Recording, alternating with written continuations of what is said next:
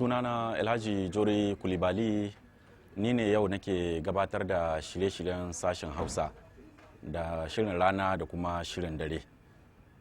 Kamar yadda ku gani na shigo ofis kuma bayan mun yi taro tsakankaninmu ma'aikatan sashen Hausa inda muka tattauna akan irin labaran da ke faruwa yau a duniya da kuma waɗanda ke faruwa a yankunanmu, wato a Najeriya da Niger da kuma Ghana da Kamaru.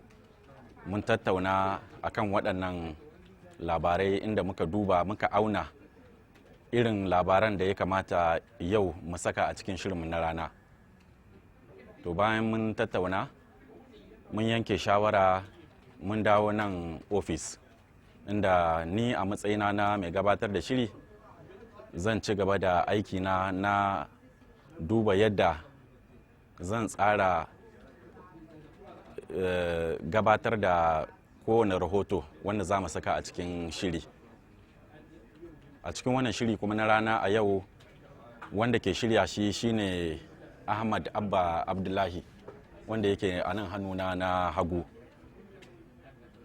Akwai kuma Muhammad Jamil Yusha'u wanda shine yake karanta labaran duniya a yau.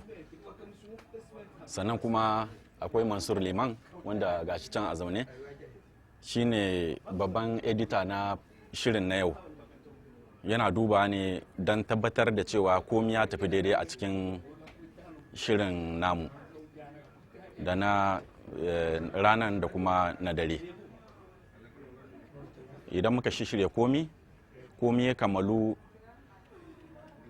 sai mu tafi ɗakin watsa shirye-shiryenmu wanda za mu fara watsawa daga kamar yadda kuka sani daga karfe 3 saura kwata agogon Najeriya da Nijar.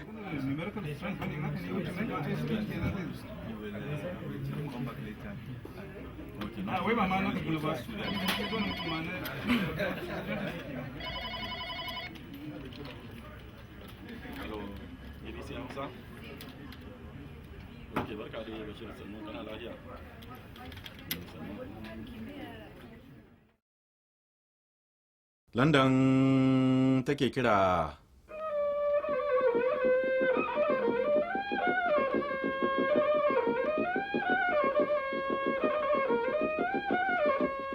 London ce take kira sashen Hausa na BBC ke magana akan mita 13 da mita 16 da kuma mita 19 ko kuma ta wasu tashoshin FM a wasu kasashen Afirka. Masu rari Alhaji Jor Kulibali ne yake muku sallama a cikin shirinmu na karfe 3 saura kwata agogon Najeriya da Niger, wato 2 saura kwata kenan agogon GMT da Ghana.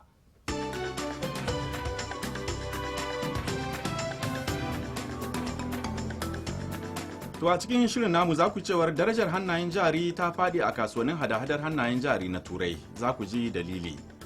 A Najeriya, hukumar da ke kula da ayyukan 'yan sandan kasar ta sake mayarwa tsohon shugaban hukumar yaƙi da masu yi wa tattalin arzikin ƙasa ta annati EFCC Malam Nuhu Rubadu mukaminsa na mataimakin sifeta janar na 'yan sanda. Kasar Ghana ta bi sahun sauran kasashen Afirka wajen gudanar da bukukuwan ranar tarayyar Afirka da ta fada a yau. Ana dai danganta wannan rana da muhimman abubuwan da shugaban kasar na Ghana na farko wato Dr. Kwame Nkrumah ya yi.